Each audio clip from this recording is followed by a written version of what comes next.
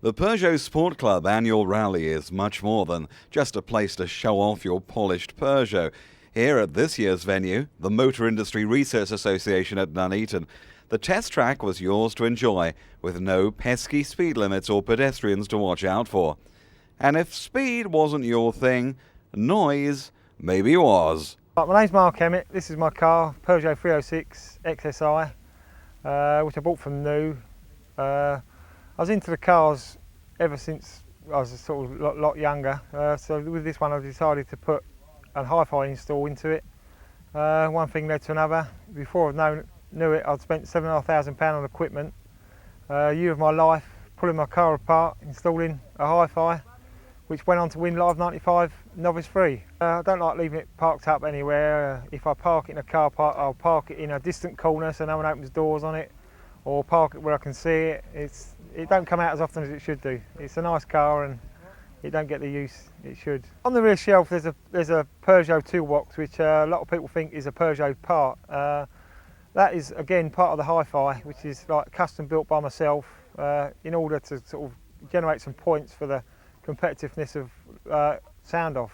As you can see from the film, I've adapted my car. Down low here below the ashtray there's a temperature gauge, which ain't for the exterior temperature, it's the temperature of the sub bass amplifier. There's a probe installed in the amp which tells me the internal temperature so that I can keep an eye on the system.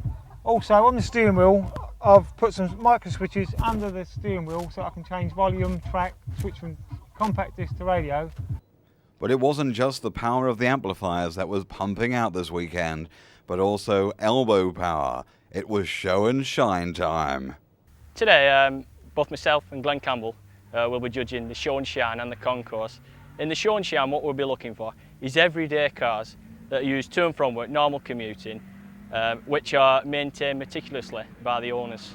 What we're looking for is immaculate paintwork, no curb wheels, immaculately clean engine bays, you know, something that's absolutely babied by its owner and cherished. In the concourse, that is another league altogether. These men are insane. The cars are basically out the factory, brand new, totally nut and bolt rebuild cars. And that's what we'll be judging them on today, as a brand new car. Well, not such as an obsession, but well, I don't think it is, but the girlfriend does. She thinks I've gone too far. I spend more time with the car than I do with her. I've entered it for the concourse. I came down yesterday afternoon, I jet washed it, and I came back to the hotel and I got a sponge and I washed it again. I came here this morning, I've washed it all off and polished it. Got here for about 7:30 this morning. I started. I was on about 1 o'clock. So a lot of time spent on it. When I first bought the car, it was totally standard, 205 GTI 1.9, and within the 3 years I've just carried out numerous modifications. I've won quite a few trophies. Also, it's actually been in Max Power magazine and the Revs magazine. So all the work they have put into it, it's not gone to waste.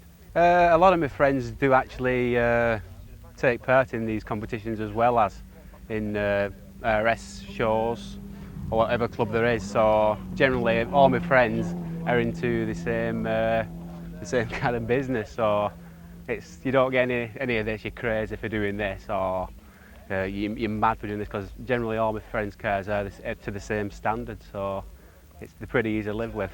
In the last week I've averaged a good 13 hours a day in the last, week and a half, just before running up to the show. Yes, he actually said 13 hours a day working on his car.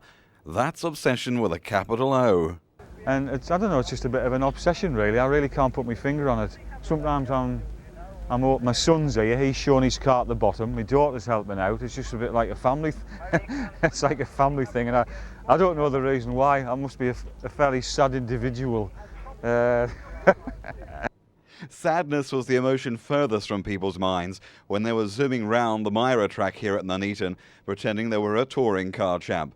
Of course, there was the real thing. Patrick Watts was on the Peugeot sports stand.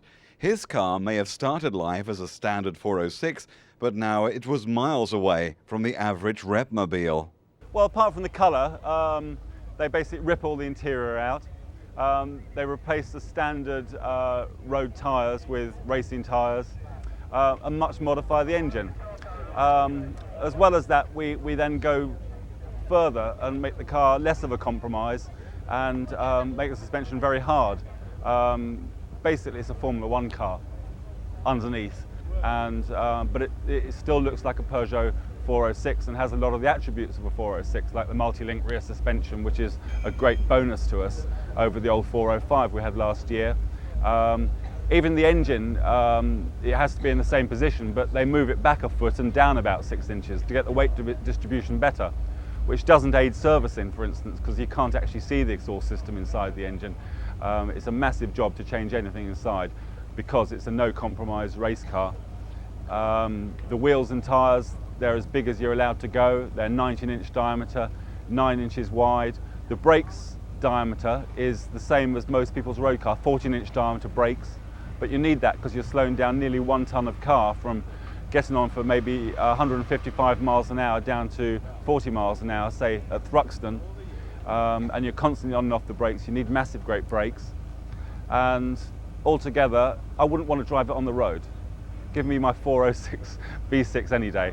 I've just been going around the high-speed circuit here in the 306 GTI and the GTI 6 and the 106 GTI at like 140 miles an hour, going around the bank corners at 125 to 130. When you're racing, you're used to dicing wheel to wheel at 130, 140 miles an hour. Then you get on the motorway on the way home, down the M6, round the M25, and you think it is totally safe. While we enjoy the day's proceedings, let's have a thought for the organiser. After all, days like this don't just happen. First one had to find a venue that could be afforded and then bring everything on that you require. Toilets, refreshments, the traders of course, mobile generators, loads of things that one wouldn't normally think about. Refreshments, ice cream carts, the insurance. Funnily enough, the highest insurance is for the quarter-mile standing start sprint, where one goes in one's own car. It's just for a few seconds and the risk is very low. In fact, the insurance for the performance circuit over here, which has more vehicles on, is relatively low. Of course, one of the advantages of joining a club like this is to help get cheaper insurance. As you know, if you modify a car, it's a real problem. And looking around, there was hardly an unmodified car in sight. Well, it's a little bit different, this one. It's got a transplanted MI16 engine out of a 405, which wasn't brought into this country as a standard vehicle. They did do it in France, and it was sold in France on left-hand drive form. They've imported quite a few into this country, but I don't think there's a 5-door one at all in the UK. I made a 2.5 to Gutman +1 conversion with 150 plus brake, highly modified cam, inlet manifold, filter and exhaust on it. It's a rather scrumptious wheels on as well at the moment. This is my little baby, 306 XSI 2 litre. I've quite extensively modified it cosmetically. Engine has had like mild modifications. It's about 145 brake horsepower, which is slightly up on standard. I've uprated the suspension, put larger wheels on, changed the headlights, put the spoilers on and had it all painted, put a nice stereo in it, just made it to my own intent really. But I love it, I'll never part with it. And it's a Peugeot 309 GTI, 16 valve, which I've transplanted myself with the help of a friend. It's got about 190 brake horsepower, bigger brakes, bigger suspension. At a recent rolling road event in West Yorkshire, we had problems holding it down onto the rollers. So we had 6 people sat on the front of the car and around 5 people sat inside, trying to keep it stable so it didn't jump out with the power. We got 184 brake horsepower at 6,000 revs, but it could have gone some more, but we couldn't hold it down. So we gave it up to the bad job from there.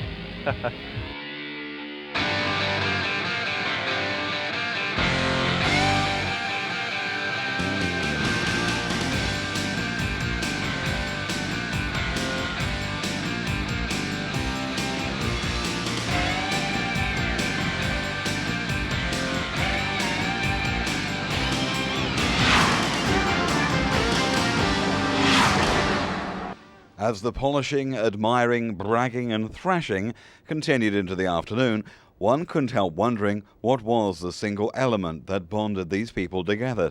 Was it simply automotive camaraderie, or something special about that Peugeot marque? For me, Peugeot are unique in a way. I mean, you've got the likes of your Ford Cosworths and all that sort of stuff, but they just don't have the style at the end of the day. I mean, Peugeots are just that little bit different, and I suppose that's why I like them so much, because I'm that little bit different myself. They make true drivers' cars, real drivers' cars. I mean, I've looked at various other cars. You know, I can't honestly say I've thought about selling this one, but I've looked at various other cars, and I'd have to spend a hell of a lot more money to get the sort of, you know, grin factor I get with this thing. That's what makes them so special. It's one of the only manufacturers stuck to the name GTI and followed all the way through performance cars. 2.5, 3.6 now cult versions of the Peugeot marque. Peugeot are the ultimate hot hatch. It's an affordable sports car, what an everyday man can get out and enjoy. Well, for me particularly, because for many years I worked for its predecessor in this country, which was Chrysler. But they're just a very good car, they're an affordable vehicle, and they seem to attract a great deal of loyalty, and you only have to look over there to see the Club Peugeot people who come to see us today, to see that it has adherents of all ages and all ages of Peugeots. They're a long-lasting car, and they're certainly the most exciting car to drive that I've ever had, and I've been in the motor industry most of my life.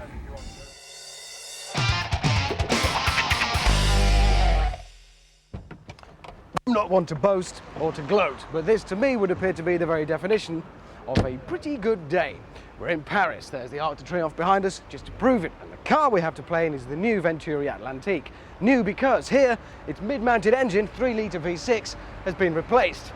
So I can't see a drawback to a day like that really, unless perhaps it is the prospect of driving a 175-mile-an-hour supercar through the chaos of the Parisian traffic.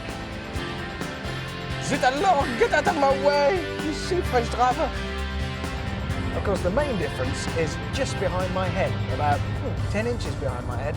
It's the engine. The previous version of this car was also a V6, as this is, but the main difference, it had one big turbo, which meant all was nice and quiet, and then you hit 4,000 revs, and well, it all got a bit silly, really. Next thing you know, time to hand your license in. The new one, still a V6, still 3-litre, but it's got 2 turbos. That means it's all a little bit more supple, a little bit more refined. The power is spread out throughout the range. It feels like a far more torquey engine.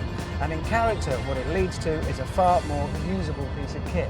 The power is always available. You can be tootling along in 5th gear, you can just floor it, and off you go from 2,500 revs, no problem. Very much like a non-turbo powerful engine.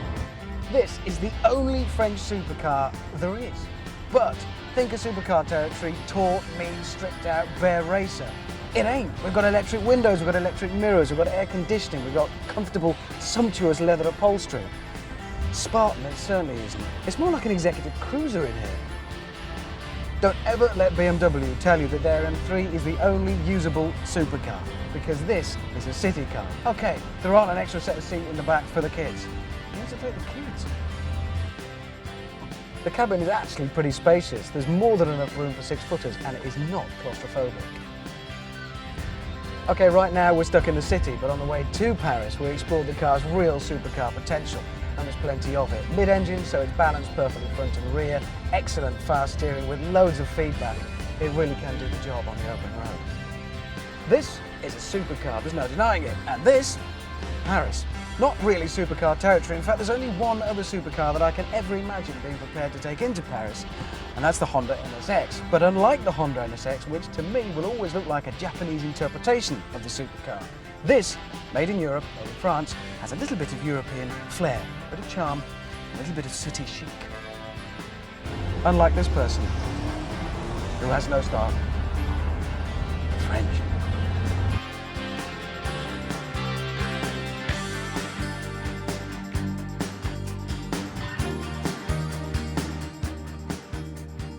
We're from television in England, and we're talking about this car. Yeah. Do you know what this car is? No. Do you like it? Yes. Quite well, yes. Do you like it? What do you think of the car? Sympa. Lovely car. It's lovely. You don't know what it is? Do you know what car this is? No, I don't. You've never heard of this at all? Never seen this before. Okay, it's a Venturi Atlantique, and it's a French car. Okay. What do you think of it? I think it looks terrific. Where do you think it's made? Fabrique en where? Japon? Japon? No, not Japanese. Japanese? Where do you think? C'est américain? No, not American. Anglais alors? No, not English. It's made in France, it's French. C'est pas vrai, ça ressemble pas à du français ça? It is, it's French. It is a French car, yeah. C'est vrai. Ah bon, French car. I'm happy to know that it's a French car, that in France we can make this sort of car. Do you know where it is made? Venturi, it's made in Italy, no? No. In England? No. In America? No. In France? Yes. Oh, fine.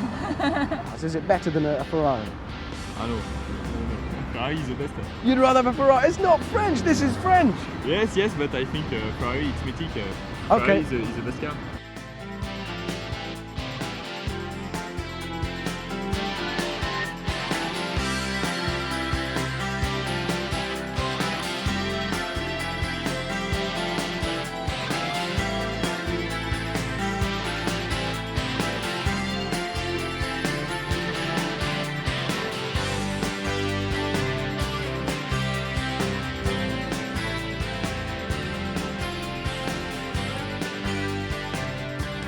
And so comes the end of my day in Paris with a French supercar. And with that mid-mounted engine putting over 300 bhp through the rear wheels, it is very much a supercar. And with the exception of the NSX, one of the few that are at home in the madness of a city like Paris. And unlike the NSX, it does perhaps bring a certain European design flair, chic and style. Perhaps the only thing it's missing is one of the better known prestige badges. But then everybody has to start somewhere. Me, I've got a bus to catch.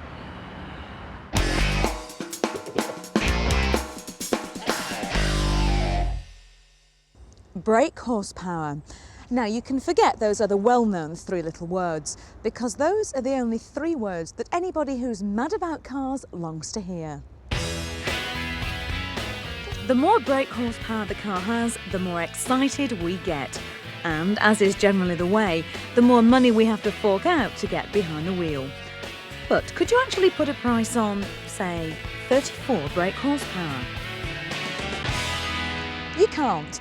Well, the chaps at Ford can, because they reckon that in the case of this car, the 1.4 Puma, 34 brake horsepower is worth exactly 1,500 quid. Because that's how much you'll save if you decide to buy this 1.4 litre 89 brake horsepower Puma instead of its bigger brother, the 1.7 litre 123 brake horsepower version.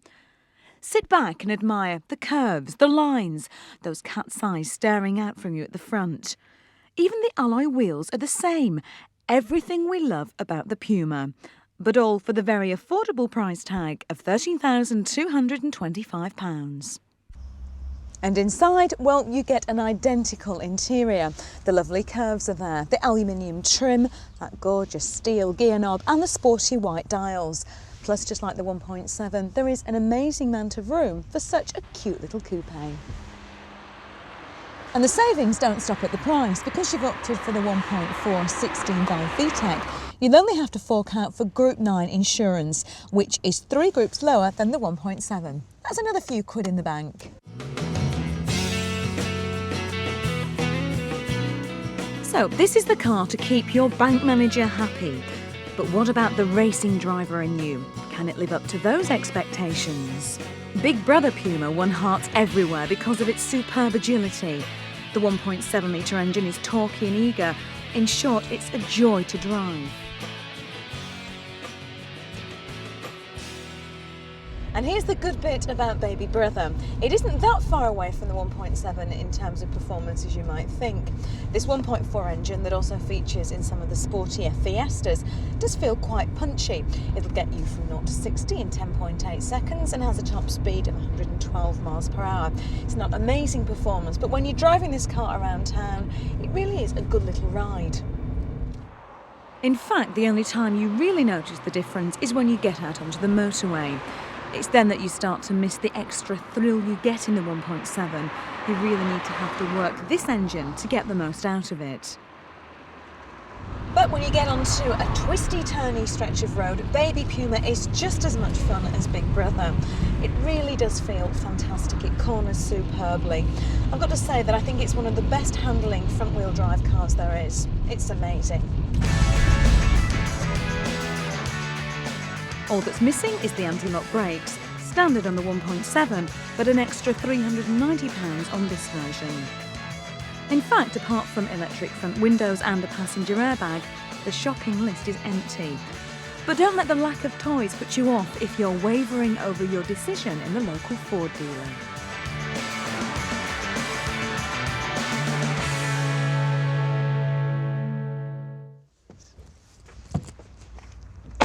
Now this may well be the cheaper version, and of course it's missing that 34 brake horsepower. But unless you're a real speed freak, I reckon that £1,500 in the bank should soften the blow.